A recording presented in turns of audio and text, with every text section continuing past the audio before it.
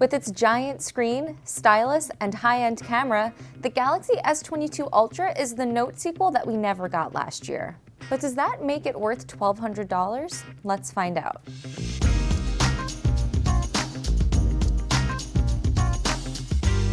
Samsung hasn't said it's killing the Galaxy Note, but it doesn't have to. The Galaxy S22 Ultra is a spitting image of Samsung's older, stylus-equipped phones. The entire look and feel of the new Ultra is just like the Galaxy Note. And most importantly, it comes with an S Pen that you can actually store inside the phone. Galaxy S21 Ultra buyers, on the other hand, had to buy the S Pen separately last year. Many of the other upgrades that you get with the Galaxy S22 Ultra are pretty standard issue. A newer processor, a slightly better camera, and faster charging.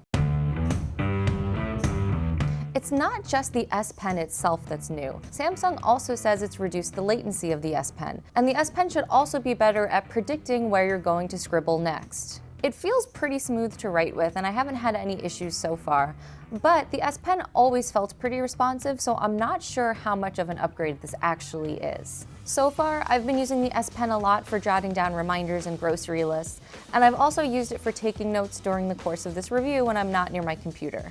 Still, I do feel like the S Pen probably would have been more useful pre-2020 when I was still doing a lot of my meetings in person. In the past, I used to use the S Pen to take notes during an interview or meeting when I didn't have a laptop nearby. But now that most of my meetings take place at home over Zoom, I never find myself in that scenario anymore. But if you are an S Pen fan, you'll get a lot of the same features that you used to get with the Galaxy Note. That includes the Air Command menu. Just pop the stylus out of its holster and you'll see a list of apps and features that work with the S Pen.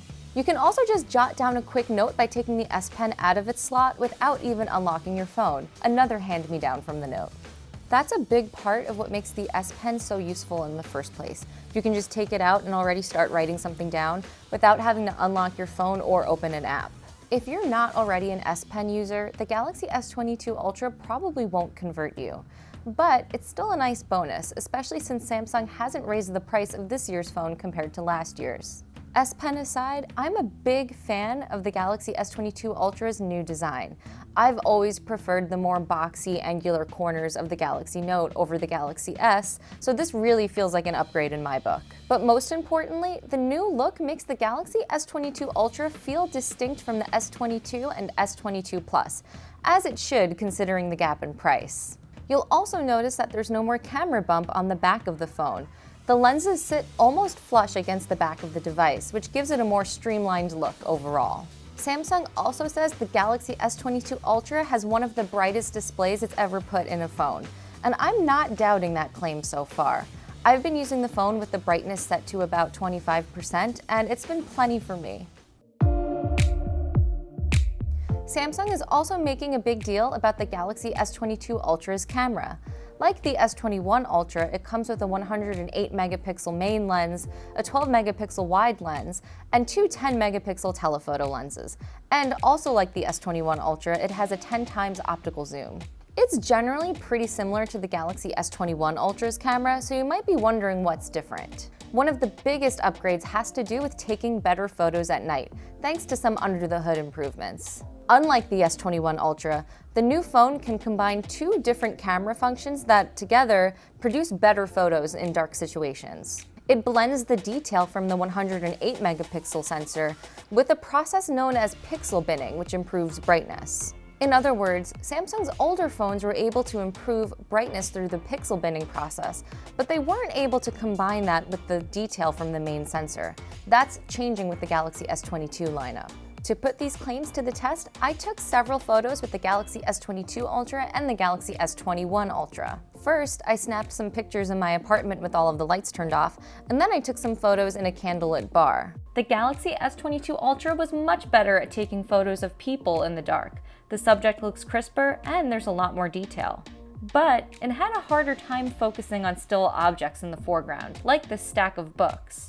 These night photography changes also apply to the regular S22 and S22 Plus, but since the Ultra has a higher resolution main camera, that works to its advantage. Still, the cheaper Galaxy S22 Plus also takes decent photos in the dark, although this photo I took doesn't have as much detail compared to the Ultra's photo.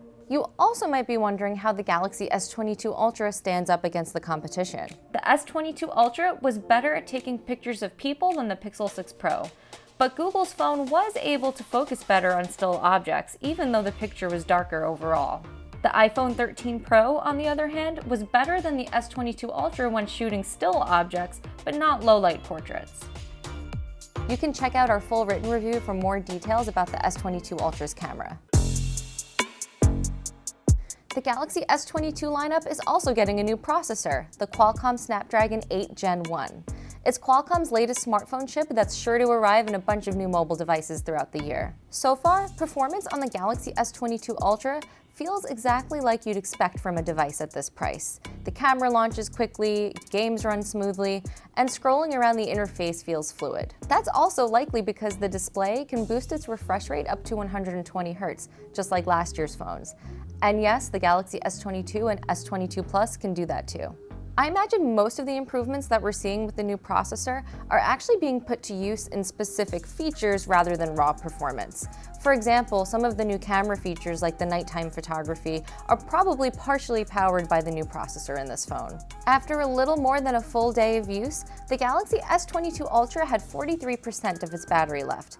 That sounds about the same as last year's Galaxy S21 Ultra, which lasted for about a day and a half in our testing. That's not bad, but it would have been nice to see some improvements over last year. Overall, the Galaxy S22 Ultra is really a successor to the Galaxy Note 20 Ultra. Sure, it does have some things in common with the S21 Ultra, especially when it comes to the camera. But in terms of what sets this phone apart from the other Galaxy S22s, the design, the giant screen, and the included stylus are a big part of that. In other ways, the Galaxy S22 Ultra is just an iterative update on the Galaxy S21 Ultra. Sure, it has a new processor, a fresh design, and faster charging, and Samsung did deliver on its promise to improve low-light photography. But those camera upgrades are kind of incremental. Plus, you can also get them on the S22 and S22 Plus. The photography improvements are much appreciated, but they're probably not enough to get pro photographers really excited about this phone. Again, there have been some really great changes to the way photos are processed that make them look more detailed, but there's nothing that feels truly new about photography on this phone. Since this is basically a Galaxy Note, you might also be wondering how it compares to the Galaxy Note 20 Ultra from 2020. The display is a bit smaller than the Note 20 Ultras, but the S22 Ultra does come with a new processor, a sharper selfie camera, an extra telephoto lens, a bigger battery, and twice the optical zoom range. Plus, don't forget about all those night photography improvements. But again, these are more or less improvements to existing Note 20 Ultra features rather than something that's entirely new. If you really like big phones, were a fan of the Note series, and have a Galaxy phone that's older than the S20 Ultra or Note 20 Ultra, this will be a nice upgrade for you. But if you already have one of Samsung's recent Ultra phones, you probably don't need to rush out and buy this right away. Don't forget to check out the link to our written review in the description below, and thanks for watching. I'll see you next time.